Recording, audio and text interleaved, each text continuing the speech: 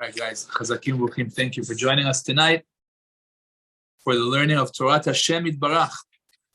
We're going to be learning tonight Parashat Shelach. We'd like to dedicate tonight's shiur Leilui Nishmat, Sarah Bat Moshe, Iran Yocheved Bat Moshe, Avraham Ben Nachama, Esther Bat Matatiyahu, Yael Chaya Bat Shachnaz, and also Leilui Nishmat Emuna Rivka Bat Zilpa. May all of their neshamot go higher and higher in Gan Eden. Also for Refuah Shlema of Shmuel Moshe Ben Penina, Carmel Ben Hishmat, Baruch Ben Sylvia. Anybody else? Nisan Ben Eshrat. Any Refuah Shlema? Any names, gentlemen? Kol Cholei Am Yisrael, they should have a Refuah Shlema very quickly. Amen. Okay, so we begin the story of the spies. Very, very devastating tragedy in the history of Klal Yisrael, where HaKadosh Baruch Hu gives permission to send spies into the land of Israel to go and to see what is the situation over there. Ostensibly, the reason is in order to learn about what the best way to attack it would be and where the weaknesses are. And that's the job, to go and see what's going on over there, to learn how to attack it. What are their strengths? What are their weaknesses? Are they strong? Are they weak? Etc. And to see what's happening. For example, Moshe told them, if you see that they have fortified cities, then you know that they're weak people. Fortified cities means that the cities are surrounded by walls, and they have very difficult. They're very hard to break into. So that means that. Why do they need walls? Because they're weak. They don't have strength to defend themselves. So if you see that they're living in scattered cities, that means that they're strong and they rely on their strength. Okay, fine. So this is their job. The spies are supposed to go and see what is happening over there in order to know how to attack it and then conquer it. And we all know the famous story. They come back with a very negative report about the land. They bring grapes. There were 2 poles with very large grapes. Took 8 people to carry it, and there were tremendous, huge grapes. I mean, you see that the land was very special. But they also said, "But look who's eating these grapes. There are these tremendous giants in the land of Israel." They said, "We saw over there huge people," and then they started to say, we can't win. We can't defeat these people. It's too hard for us. It's too challenging for us. And Kalev and Yoshua get up and say, "What are you talking about? This is not a problem. Lachmenu, they are our bread. It's just like you go to eat bread. This is good. That's what's going to happen over here too. There's no problem. There's no issue. Everything is good." The people started to cry. They started to say, "No, this is not good. We can't go into the land. It's devastating. We're all going to die." And again, the discussion of going back to Mitzrayim, going back to Egypt, and the whole thing. So Hashem says, you guys decided to cry for no reason, so I'll give you a reason to cry. So now, you're going to have 1 year in the desert for each day that they went to spy out the land of Israel. So they went spying for 40 days, so 40 years you're going to be in the desert. Right? That's the story in a nutshell. Now, the most interesting thing is, here you are very, very, very scared. You hear a report that Amalek is there. You hear a report that there are giants, and you're scared. You're scared to go in. The most interesting part of this story is what happens next. They are told they're going to be punished. You don't want to go into Israel? No problem. You don't have to go into Israel. 40 years, you're in the desert. You don't get to go into Israel. You die here. Right? Okay, fine. What happens the next day? Everybody gets up. And now they want to go into Israel. Right? It says they all get up. They say, "No, we made a big sin. We did something very wrong. We're going to go. We're going to go and fight." And now Moshe tells them, "Listen, what are you doing? Hashem is not with you. Don't go. You're all going to die." And they say, "No, we're going to go. Hashem is with us." What happens? They go, they don't listen to Moshe, and they get killed. 15,000 every year. I don't remember exactly how many. No, I'm saying when they turned around the next day to fight, they all died. Question. A minute ago, you were terrified. You were so scared. What happened? How did you? They didn't want to stay in the desert now. You understand the problem? 2 minutes ago, you were terrified. You were scared of the giants. You were scared of Amalek. You were scared of everything. All of a sudden, you 180 just like that in an overnight. What changed? So the answer obviously is that that's called the Yetzer Hara. The Yetzer Hara has the ability to change everything. Meaning, what is really, really, really good for you, he makes you think is really, really, really bad for you. And then, the same thing the following day. What's really good for you at this point is to stay. He makes you think, no, that's really bad for me. I have to go.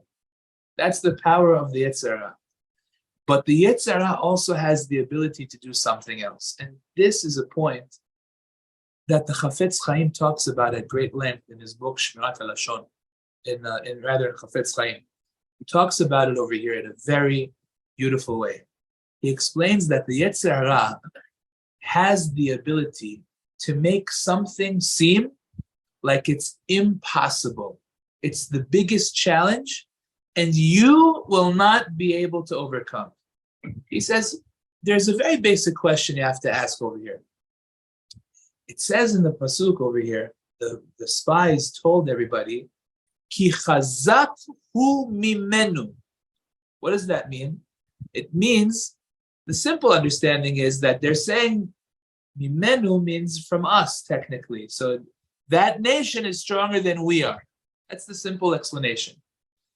But says Rashi, Ki chazak hu mimenu means that nation is stronger than, quote unquote, as if they're saying stronger than Hashem. Chazak hu mimenu meaning of Hashem. Right? Now the question that you have to ask yourself is, don't you know where you just came from? You just got out of Egypt. You just saw an entire empire destroyed. You just had Kriyat Yamsuf. Really? It's stronger than, God forbid to say, stronger than Hashem? How could you even say something that stupid? And you're the greatest of the great. So this is another incredible trick of the Yetzer Hara. Chafetz Chaim goes on to explain. The Yetzer Hara does something very, very smart. What he does is the following. He says, no, of course they're not stronger than Hashem. Hashem created, Baruch she'amar ve'ayah ha'olam. Hashem says a word and that's it, everybody's destroyed. What's the matter? They're stronger than God? No, that's not what they meant. What they were saying is like this. They were saying, Rabotai, we know who we are. We know who we are. What did we read in last week's Parashat? They were complaining about the man. They were complaining about their conditions in the desert. They didn't like that they didn't have normal things, that they don't go to the bathroom. They have this cloud around them. They weren't happy in the situation. They're wondering, how long are we going to be here for?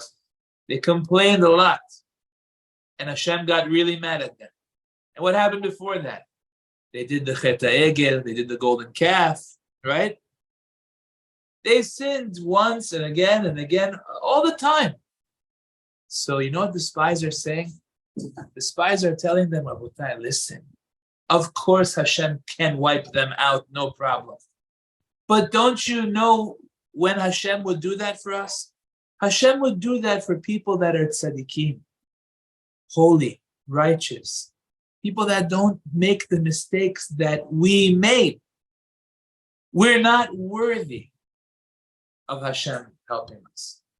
We don't deserve that Hashem should help us because we messed up time after time after time. It's a big problem. Does that mean they didn't make a mistake? No, the opposite. Because they made so many mistakes, because we messed up so many times, HaKadosh Baruch Hu is not going to help us. Right? They think right. What? Right. That's the mistake. That's what the Yetzer Hara wants you to think. Meaning, Hashem is telling you, you need to go into the land of Israel. You need to wage a war against these people. You need to now live there and get rid of whoever is there. And the spies are coming back and telling you, yeah, we do, but we have some bad news. These people are giants, and you also have Amalek there. It's a very, very difficult war to fight without Hashem's help. You can't do it unless you have a Kadosh Baruch Hu with you. And guess what? We will not have a Kadosh Baruch Hu with us because we don't deserve it. Says the Chafetz Chaim, that is the way the Yetzer Hara works. He comes to you and he tells you, yeah, of course, HaKadosh Baruch Hu is going to be there for you to help you if you are good, if you are perfect, if you do what you need to do and you make no mistakes. That's when Hashem will help you. But not you. You messed up way too many times. You made many mistakes. You're at fault. You're guilty of many crimes. Hashem is not going to help you. Okay? Now, this is a very big trick of the Yetzer Hara. You following what I'm saying? Yes or no? Is it clear? One thing I don't understand. Yeah. So always you have to think you did some mitzvah, Hashem with you. Well, okay, so he's going to say what you should think in a minute. We'll get to what you should think. But let's see what this right now we're talking about what you should not think. So what's your question? Okay. The Satan can make work the ways to change your mind. But can he take the emunah from you? Absolutely. Of course he can. That's what So he's doing right now. You, he's taking the emunah. And he's going against Hashem. That's right. So the Satan going against Hashem? That's his job. Hashem gave him that job to go against him? To tempt us, to take things away from us, to take Kedusha away from us, no, from to us, lose emunah. From us I understand, but not from... But he has the power to go against Hashem? Hashem created him in order to do that. That's his whole job. Go against him? Yes. Just people. That's his whole job. No, to test people to get people to go to get people to make against Hashem, so he's going against Hashem. Correct. That's his job. That's why it says at the end of days, it says in the Gemara Masechet Sukkah, at the end of days, Hashem will slaughter the Malach HaMavet. He will slaughter the Yetzer Hara. The question that everyone asks is, well, why is it that he would do that? He's the one that made him in the first place. He gave him this job. So where did this Malach HaMavet go wrong? He's only doing his job.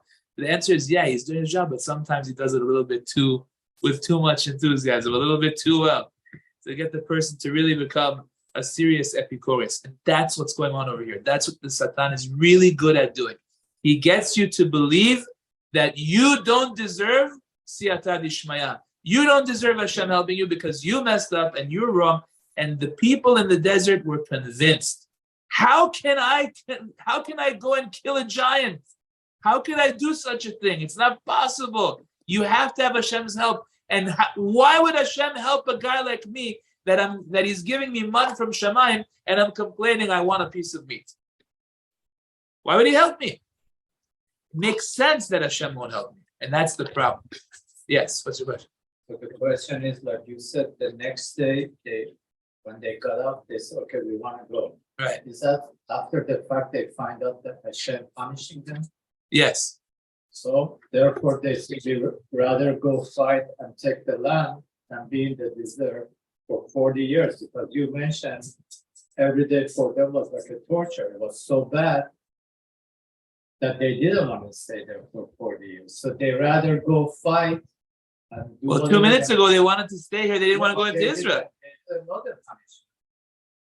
They thought they said, okay, we don't want to go on everything that. So you're saying you're saying it's the lesser of two evils. Okay. Yes. I hear maybe because you mentioned during all this time they didn't have food, they didn't have.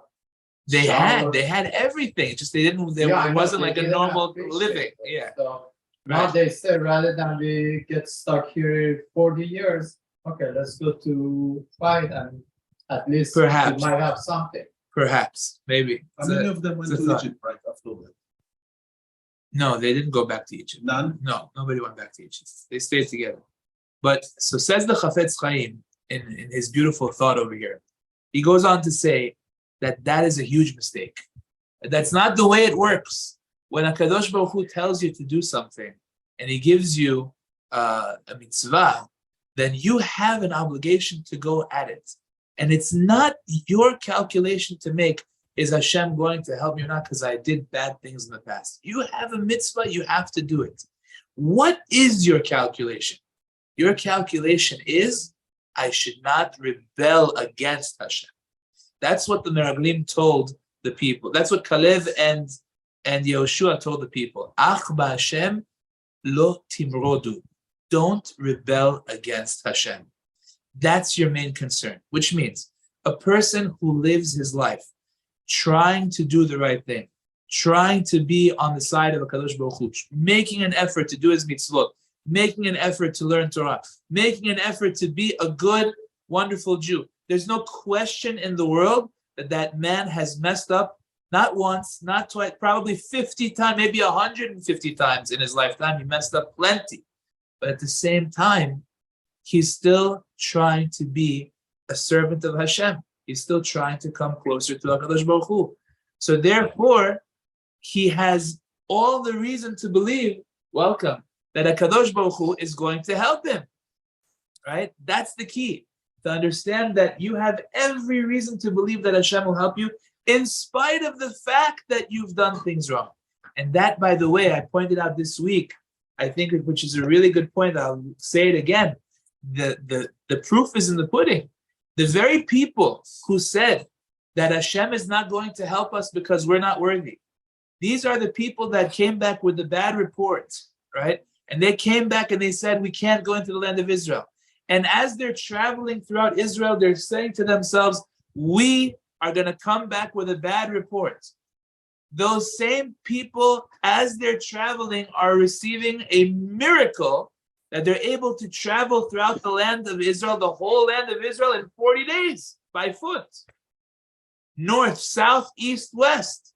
So HaKadosh Baruch Hu is making a miracle for them as they're traveling, and they actually are doing it for the wrong reason, coming back to say the wrong thing. It's a very powerful point. Fellas, are you following what I'm saying or no? It's very important. What? Is it clear or no? As they're going to do the wrong thing, Hashem is still making a miracle for them.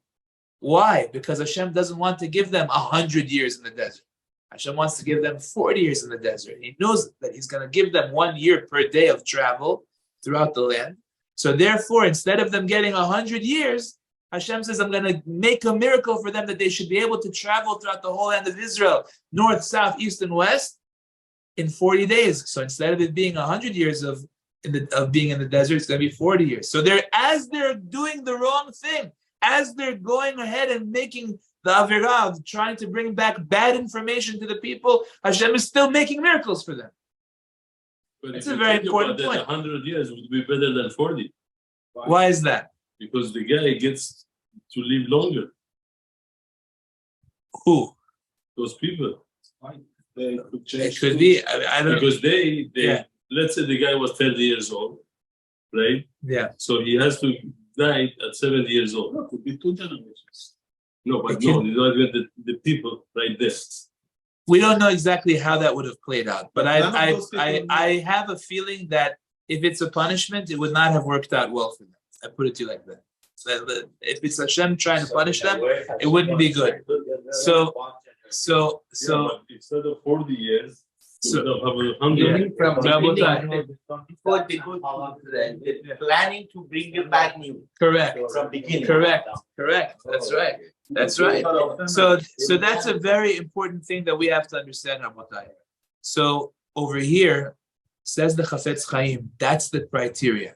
The criteria has to be that you have full faith in Hashem that you're going to do what you need to do, and Hashem is going to help you. Why?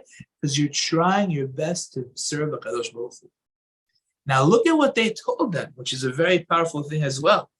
They said to them, listen, V'sham ra'inu et ha-nefilim, we saw over there, they said the Nephilim.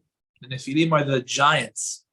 And the reason they're called Nephilim, Rashi tells us, is because these are the children of the Malachim at the end of Parashat Bereshit, the angels that fell from Shamayim, Nephilim means they fell down, they fell from heaven.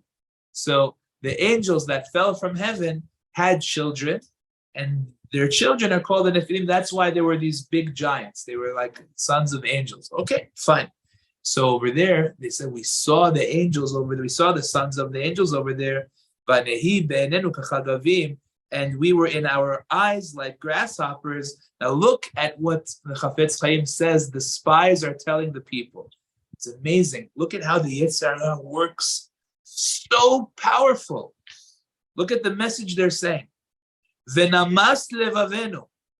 Our hearts melted. We saw these giants, we melted. Now look what happens. Ve'afatem. They say, if you would be there too, im tavo shama, when you go to the land of Israel and you see these giants, yimas levavchem. Your hearts will melt too. Mipnei pachad, out of the fear of seeing these massive giants. Now here's the key line, says the Chafetz Chaim, so important. He says, Umimela, and as a result of your fear, look at what they're telling him. They're telling the people, Shmira ha'elyona tasur gam ken mikem. Hashem will not protect you anymore. You know why? Because you're afraid of them. Hishmirato hu lefi geder bitchono shel ha'adam bo. Because Hashem's protection of a person depends on how much the person believes in Hashem. Okay? Kayadua, says the Chafetz Chaim, and that's known to be a true thing. So they said to the people, listen, you think Hashem is going to help you? You don't know what's behind those borders over there. You have no idea. You will see them for 2 seconds. You're going to be melting from fear. And when that happens, Hashem will leave you. Hashem won't protect you anymore. So you see, the way the Yetzer Hara works, he gives you a logical argument. He's not coming and telling you something that doesn't make sense. It's true what he's saying. Your protection from Hashem depends on how much bitachon, how much trust and faith you have in Hashem. How much you throw everything onto HaKadosh Baruch Hu, that's how much protection you have. So they're telling them, guess what? You know what's going to happen. You're going to see what we saw, and you're going to be trembling. So that means Hashem won't protect you. So you're going to know. The Meraglim said that. See, that's the wisdom of the Yetzer Hara. He's never going to come to any one of us and say, why don't you eat pork? None of us want pork. We're not interested in pork. It doesn't do anything for us. It doesn't even occur to us to do that. He's never going to come and say, listen, go to a place that you're not allowed to go to. These are things that are way beneath us. It doesn't occur to us, things like that. But he will tell us something like, you think Hashem is going to help you? You think that you're going to get a place in Olam Haba? Why should you get a place in Olam Haba? What, do you sit in the Bet Midrash all day and learn Torah? Are you holy? Are you a special man that's worthy of Olam Haba? The Yetzer Hara makes you think that you are not able to be somebody that merits a portion in the world to come, because you're not as holy as the people that really do deserve it. That's a thought that the Yetzer Hara makes you think, I'm not like that guy. Yeah, that guy that sits in the yeshiva all day, that guy, he really does deserve Olam Haba. That guy that gives millions of dollars to tzedakah, and he builds mikvaot, and he builds synagogues, that guy deserves Olam Haba. But me? I deserve Olam Haba? No, I'm not. So why should I even bother? Why should I donate the 360 to that, to that cause, when it's not going to do anything for me anyway? Why should I learn this page of the Gemara when it's not going to do anything for me anyway? I'm not getting Olam Haba. Who am I? I'm nothing. I'm a nobody. Understand? That's the way the Yetzer Hara comes to you. He's not telling you to eat pork, but he's going to tell you, why should you sit and learn right now? There's no point. What are you? Something so special? reverse. Exactly. Psychology. Exactly. It's coming at you from a different angle, Yeah. making you think that it's not even worth it. You come quick and little Yeah. one late, no problem. Come. Late, come. Exactly. That's right. Right. That's right. It's you should still come whenever you come. No problem. Come. It's good and it's positive. No, but that's a very important thing because what happens is people buy it. They buy what the Yetzer Hara tells them. The Yetzer Hara tries to get you to think you can never grow, you can never change, you can never become stronger and better. And that is something that we have to learn to fight. And that's what Yehoshua and Kalev told the people. They said, listen, I'll read to you what he says. He says, Atem omrim, you say, She'aftachat HaKadosh Baruch Hu b'netinat ha'aretz hi dafka im niyeh tzadikim. You say that we will only get the land of Israel if we're tzadikim. Hitaut. Says that's a mistake. HaKadosh Baruch Hu eino medakdek al ha'adam lomar, Hoshiach rak be'ofen shetiyeh tzadik. It never says anywhere, Kalev and Yehoshua tell the people that Hashem tells us, I'll save you only if you're a tzaddik. Rak omer lo, all Hashem says is, Lo shiachayim tiyeh mored. I won't save you if you are rebelling against me. That I'm not going to save you. Why should I save you if you're rebelling? If you're going against me, bedafka, why should I save you? But so long as your heart is in the right place and you want to try and come closer to Hashem and you want to be a servant of Hashem and you want to do the right thing, then you have every reason to believe that Hashem will help you. So if you would have decided that you're going into the land of Israel and you're going to do the right thing and Hashem is going to be with us, Hashem would be with you. And you have to have that emunah, because like the Chafetz Chaim said, without it, then Hashem is actually not going to be with you. You must have that emunah. You must have that faith, because your shmirah depends on the level of emunah that you have. This is a really powerful lesson from the Chafetz Chaim. Person has to know that his emunah is everything, and that's what brings him his shmirah. And he needs to know that even though he messed up in the past, and he's done things wrong, very wrong, but now he's a changed person. He wants to be an Eved Hashem, and he has emunah that Hashem will help him. Hashem will help him. It's important to never buy into what the Yetzer Hara tells us. Now, what's also important is to understand that over here we have a very powerful lesson in the Parashat about the hishtadlut that a person is supposed to do, which means the effort that you're supposed to put in to something. What we see in this week's parasha is that sometimes, Rav Dessler writes this, he says, unnecessary effort could be devastating, which means the following. There are certain people that have a level of emunah in Hashem where they know that I did enough in order to take care of my needs. I don't need to go beyond. For example, the Chafetz Chaim was known. He had a store. He sold groceries. When he made enough money for the day, he would leave the store. That's it. I don't need more money for today. I leave. But in jewelry, He had a makolet. yeah, Not jewelry. used to He had like a diamond and no. He had a makolet. concession. Yeah. Exactly. So he never did more effort than necessary. There's a story about the Baal Shem Tov I saw. The Baal Shem Tov, the holy Baal Shem Tov, once when at some point in his life, he was extremely poor, and he found himself in a situation he didn't have enough money for Shabbat. Nothing. Couldn't buy anything, no food, no nothing. So he heard that there was one very wealthy man in the neighborhood, and he decided to go and to approach him. So he goes, he knocks on the door of the wealthy man, and then he realized that in his mind, he says, at this point, I did enough hishtadlut. I did enough. I made my effort. Hashem wants you to make some effort. I made my effort. He knocked on the door, turned around, walked. Started walking. Knock and walk. Hit and run, right? And all of a sudden, the guy who was in the house, he opens up the door, and he sees somebody leaving his home. So he runs after him. He says, excuse me, do you knock on my door? He says, yes. He says, so why did you, he says, well, how can I help you? He says to him. He says, well, I'm in a little bit of a situation. I need some food for Shabbat.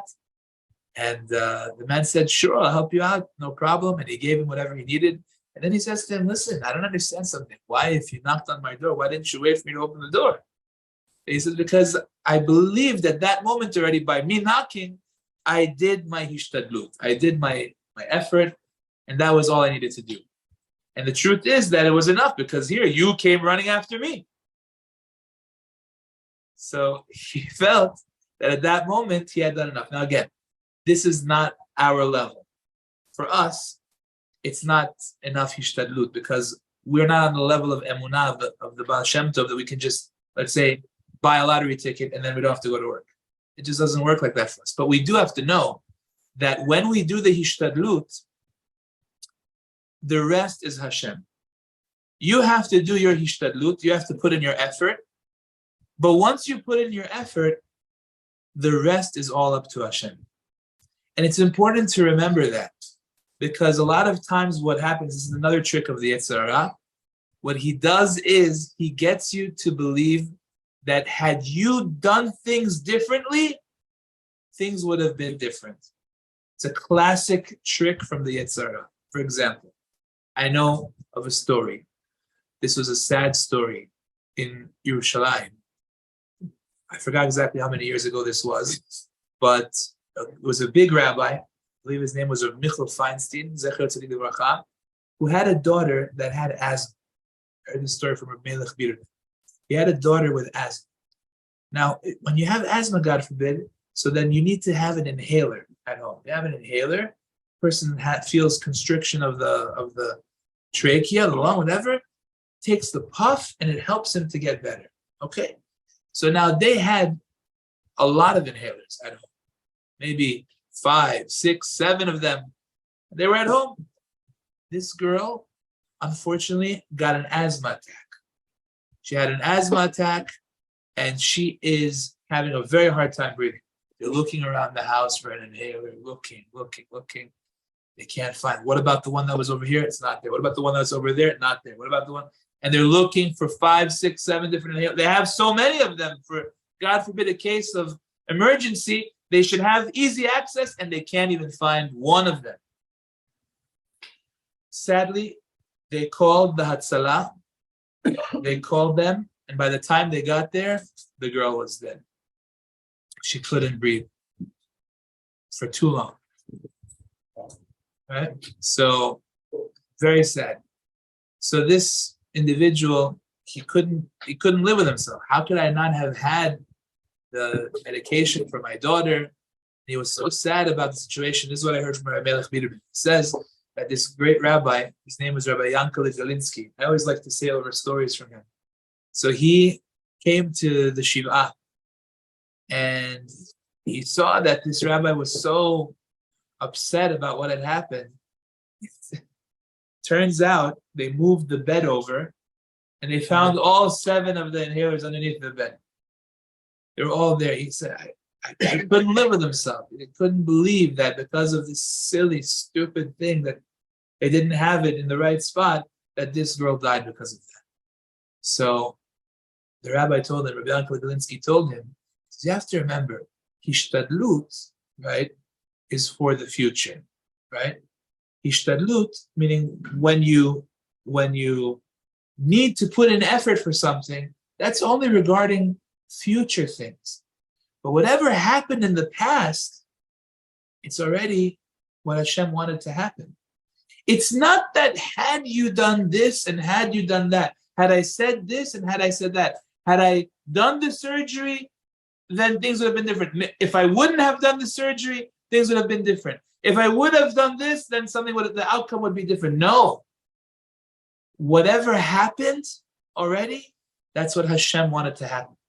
HaKadosh Baruch Hu already arranged that this is what should take place. We don't necessarily know why, but that's what Hashem wanted. And the idea to think, this is again Yetzer Hara is talking, if I would have had it in the right spot, if I would have done this, if I would have done that, then everything would have been different. No. If it happened already, it's a sign Hashem wanted it to happen. You can think about what you want to do in the future, okay? But if it's already past, that's it. That's what Hashem wanted. That's why it says in the parasha about the spies, what are the first two words? Right? It says, Shelach lecha. Shelach lecha means Hashem says, Moshe, if you want to send the spies, you could send them. But then when Moshe sent them, it says, Vayishlach otam Moshe al pi Hashem. Moshe sent them based on the command of Hashem.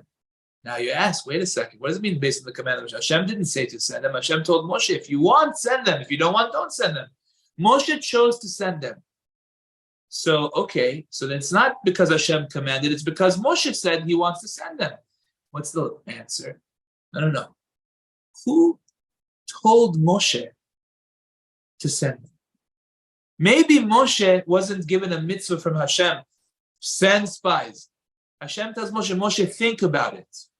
Make the decision. Do you want to send them? Then send them. You don't? Then don't.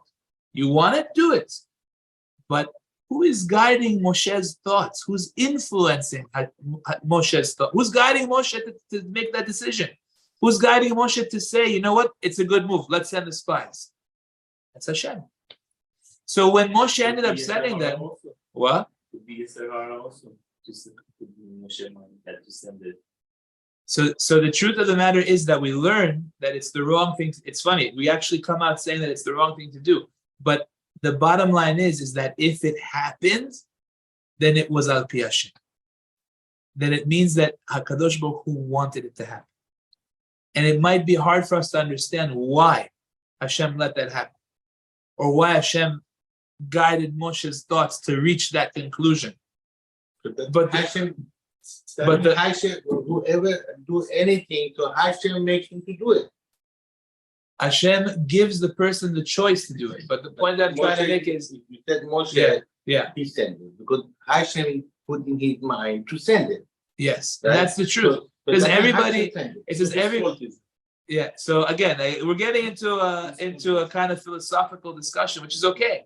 But what I'm trying to say is that it's important for us to understand when you buy something and you want to now sell it. Let's say that it's a big hit. You bought something that is a big hit. Everybody wants this item now. Let's say you stocked up on PPP before COVID, right? Who told you to, the masks and all these things, right? Who told you to get that PPP before COVID? You didn't even know that COVID was going to come, but you bought PPP. And then there's the guy that bought PPP already 2 years after COVID, and nobody needs it anymore. There's different things.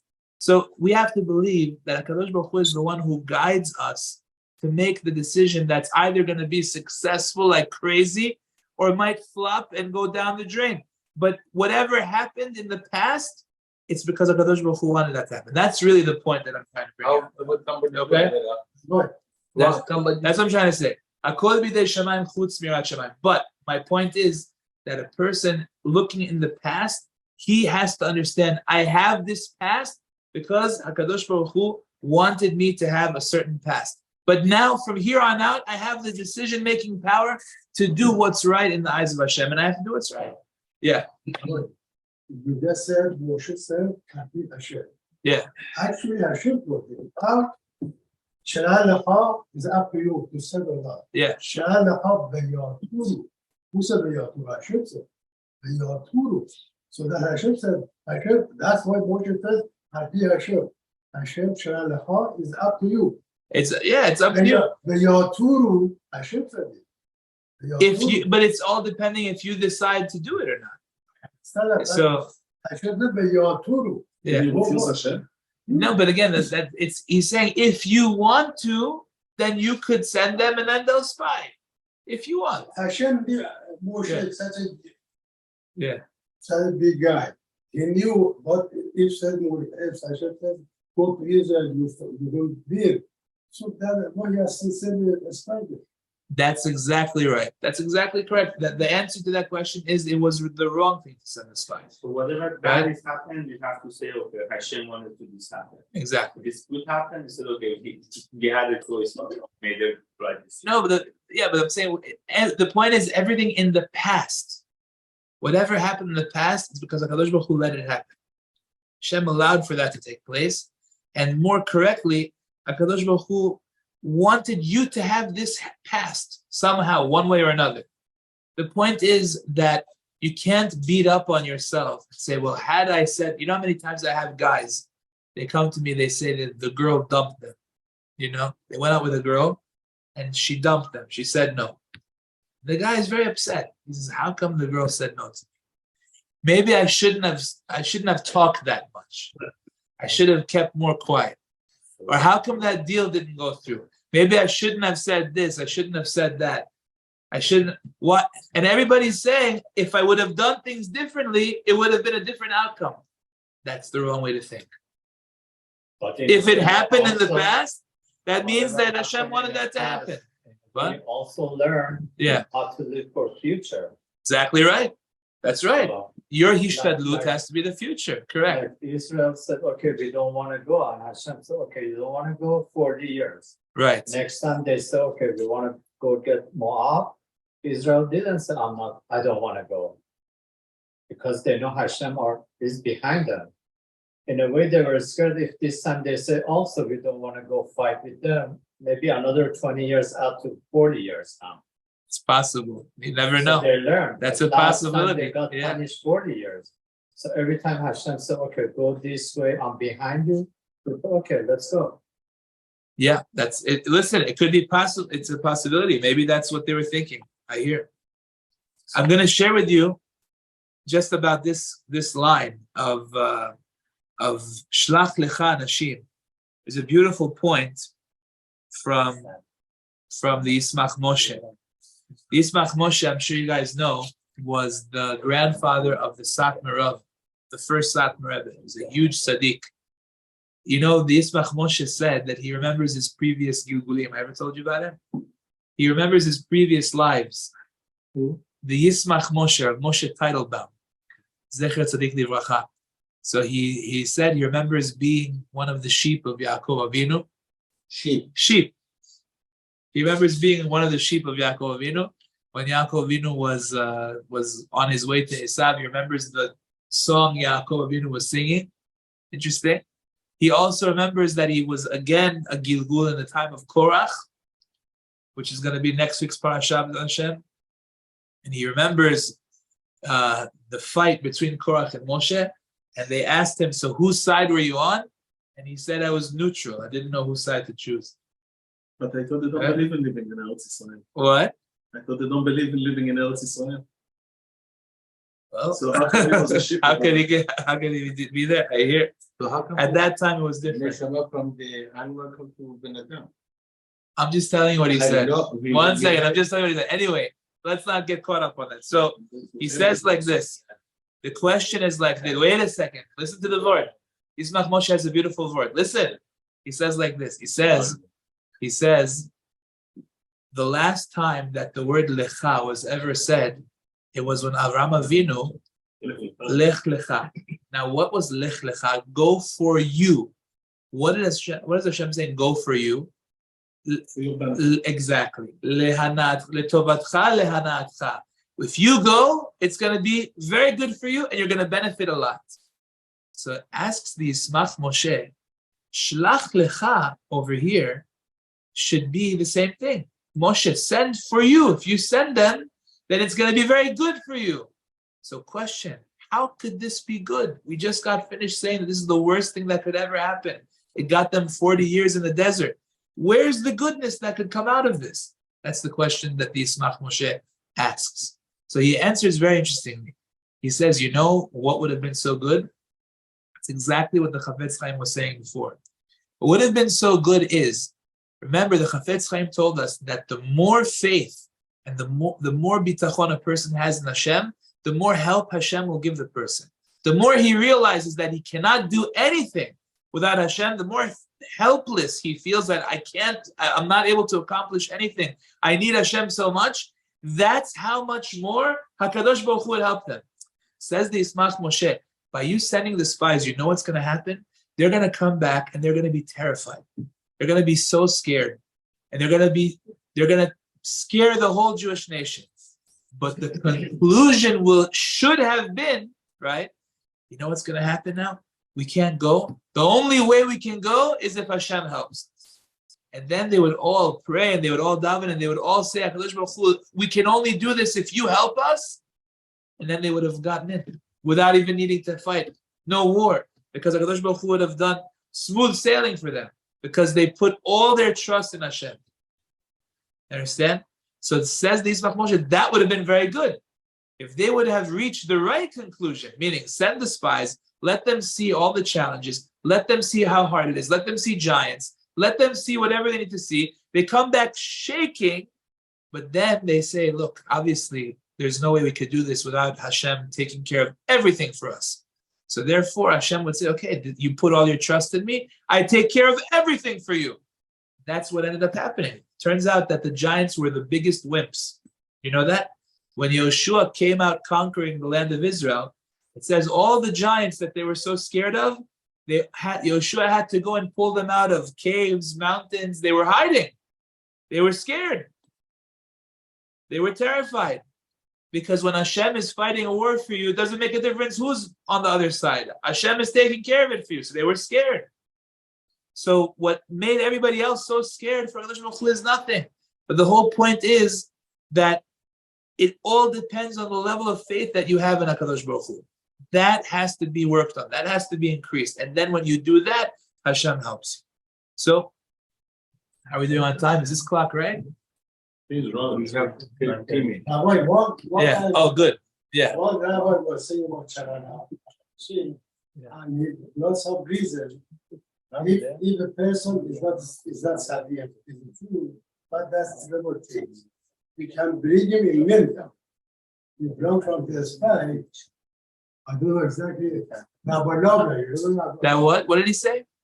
He says if a person is one Jew, he did several things. Okay. Not a good. Okay. Shabbat Yes. is bad. We can bring him for a mingle. As Yeah. a mingle, he was nine. Yeah. And we can bring him as a third. Yeah. So He seems So- some reason from the sky. yeah. We learn the law of minyan from the spies. Yeah. Minyan is learned from the spies because how many spies were there? 10. No, there were 12 spies. Two spies of the spies were good. They didn't do the bad thing. Now Hashem says, Ad matai la'edah hara'ah hazot, right? Until how long am I going to have to deal with this bad congregation? He calls them a congregation, but how many were they? There were 10, right? It happens to be that there were 10 people. So we learn over here the concept of minyan from this group. Now it happens to be that these were 10, they were Reshaim at the end of the day. They died in a terrible plague. Like we said, Rashi says that they died by their tongues being pulled out all the way to their belly and worms coming out of their tongues and going into their belly to disaster. I shouldn't even try it on myself. It's a very scary thing. But yes, from here we learn the concept of minyan, indeed. So Rabotai, I want to just make one last point over here. The language that Chazal use is that the Jewish people cried Bechiyah shel chinam. Bechiyah shel chinam means they cried for no reason. There is nothing to cry about. It's very important to remember that when a person when a person does something that is wrong, then he cries. I'm sorry, when somebody does something wrong to you, God forbid, you should not cry from that. You have to remember that everything came from HaKadosh Baruch Hu. Hashem wanted, for some reason, for you to go through this situation, but don't cry.